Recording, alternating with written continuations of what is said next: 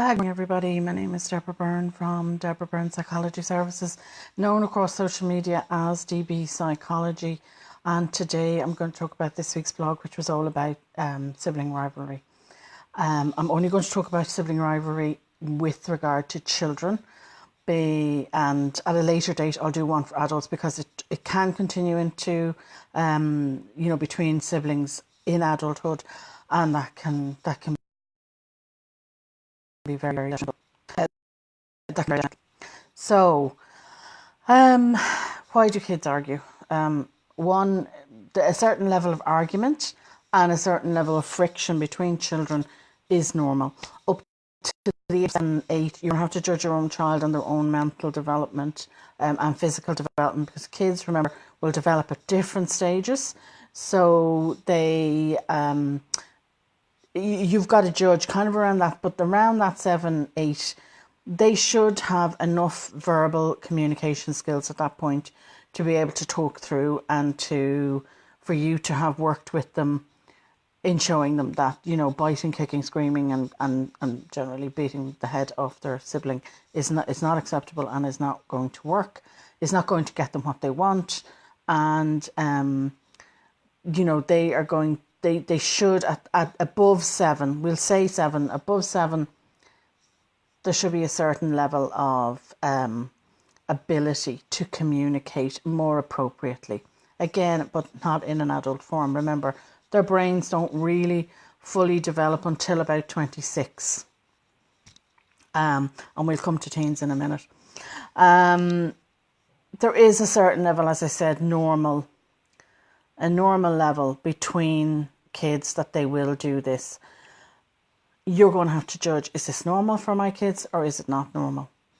And as I said, as they get older, it should ease. Now, the causes, why do they do it? We all want to know this. Why do they do it? Multiple reasons. There can be loads of reasons. So therefore, you have to be, as I always say to a parent, you have to be a detective and you have to investigate. So birth order. Generally, the closer they are, the closer they are more likely to have a row. So that can mean, girl, boy. It doesn't necessarily mean two guys. It doesn't necessarily mean two girls. But if they are closer, there'll be a certain level of competition between them.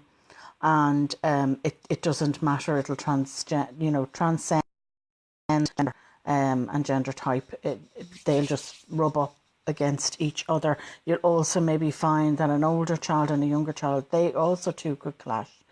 That's, their characteristics.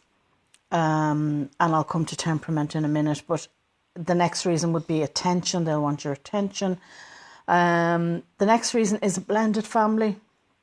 A blended family is where you have two families that have come together. So you could have a fostering situation, you could have adoption situation, you could have, more likely when we talk about blended families, though, we talk about where the parents have remarried or are living together and they have children from other relationships, and then that happens. And what happens there is, particularly at the start, it'll be an adjustment issue.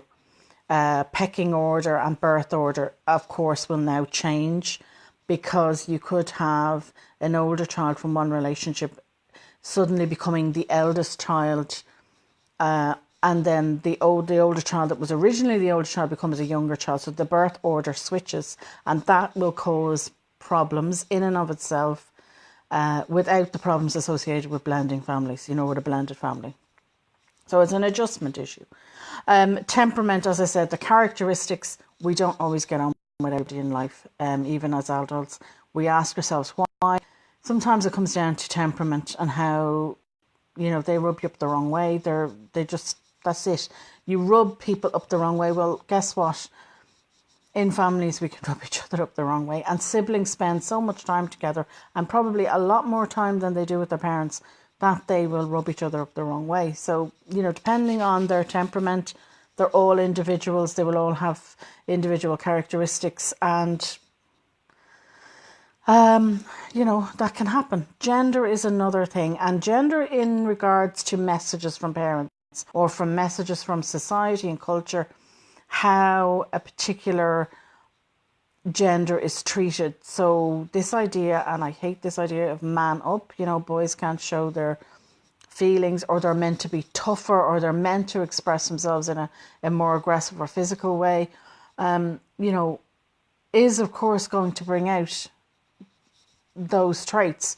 So if that's the message you're giving to your child as a boy or a girl, you've got to watch it. You've got to say, what kind of message am I giving them about their gender, about their expectations in society, and what we expect of them as a family. And that, of course, brings us then to role modelling. How are you treating conflict yourself? How are you modelling it for your children? And I'll come down to how to deal with this. So I'm going to talk more about that in a little minute. Developmental stage. Okay. Developmental stages happen.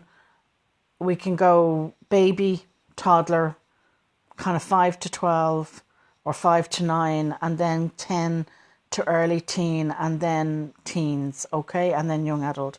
So at the different changing points, you will have physical adjustments in the child's body, you will have mental adjustments, and when you get to teenagers, you're going to have the hormonal adjustments. All of that may for a time kick off a bit of sibling rivalry, or things might get a bit more out there than they normally are. So if there's a little bit of rivalry going on, sometimes that can be okay, but if there's it can cause more friction in the family and between siblings at the different levels, particularly if at the teen stage in particular, or if a child has grown out of the toddler stage and they're a bit older and they've got a toddler, there could be friction between the older child and the child that's still in the toddler stage. The child that's in the toddler stage may be more frustrated, and an older child can use it to, they can be a bit, I don't want to play with the baby, I don't want to, think about it. Think about what's going in each of their lives, what's going on. Have they gone past the baby toys, or maybe they feel they're being left out and mommy or daddy is giving more attention to the new baby or the new toddler, or, because the toddler has more needs. The same with an older child, maybe your expectations, and I'll come to expectations in a minute, but the teen may be expected to be more grown up than they are. So developmental stages, again, another adjustment period. Parenting style, of course, is going to be another cause. And I've talked about parenting style before, so do check that blog out.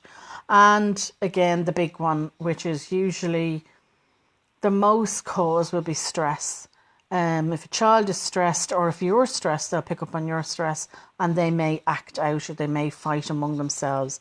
And usually if you sit and think about it, you're normally tired, you're stressed, you've come in from work. Time of the day or early mornings is the time the kids will kick off. That's when the kids will generally kick off.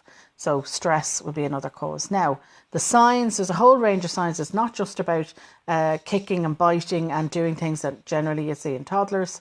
So do check out, there's a whole list of signs there. Check out the blog, as I said, it's at www.dbpsychologyservices.com. Gives you a whole range of signs, because sometimes it can be very subtle. So check it out. How to deal with it. This is what we really want to talk about, how to deal with it.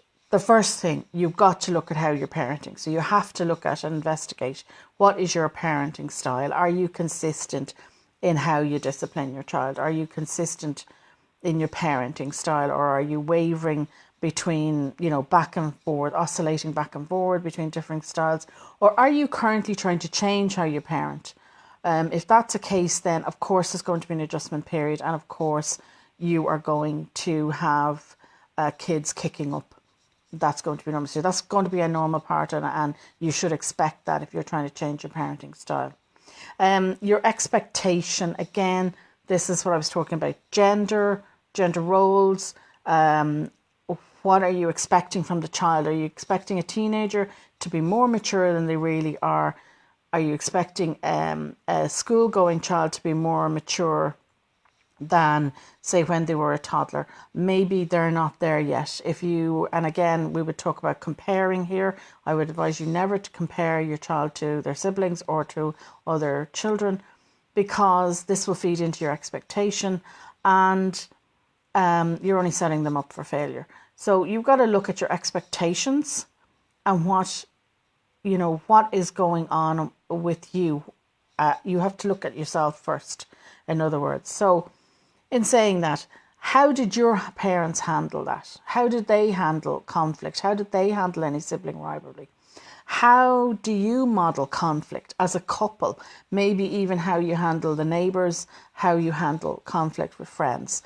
Because what you do will be reflected in your children.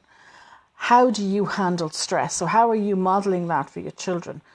Again, that will come into it. They will respond, they will reflect that in how they're dealing with it. So these are all things you need to look at in conjunction with, as I said, investigating and being a little bit of a detective and investigating the root cause of why your children are acting up. Is it something outside the home?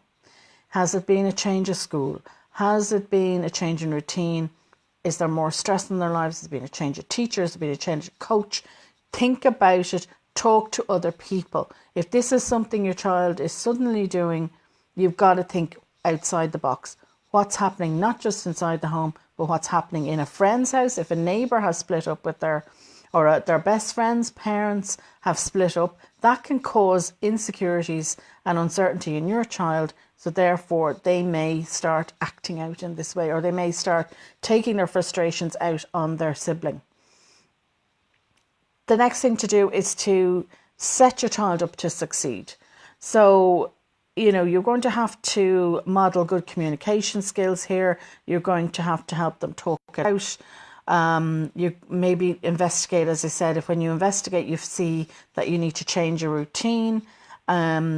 You also need to make time for them to sit down and listen outside of the conflict zone, outside of the times when you have to correct them and pull them away from one another and give them the times out and things like that. So, make time for them and also listen.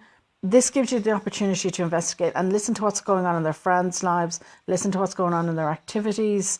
We're so rushed and we're so busy that we need to sometimes stop the roundabout, get off it and take a breath, take a step back and just sit and listen to one another. And then using family activities can help as a buffer. The family activities can also be used in another way as building team. You're building a team. It's the team called the family. We use activities in the workplace to build team morale. So fun activities, you'll see people going on away days and people moan and complain about those, but they're a team building exercise. So think about using family activities, even a game night, going to the cinema together, doing something that's fun, going out for a walk in the evening.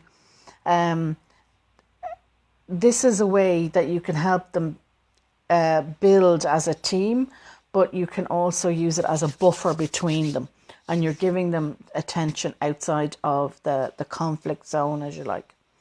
I will be talking more about aggression in children in the coming weeks. So I will focus more on more techniques then.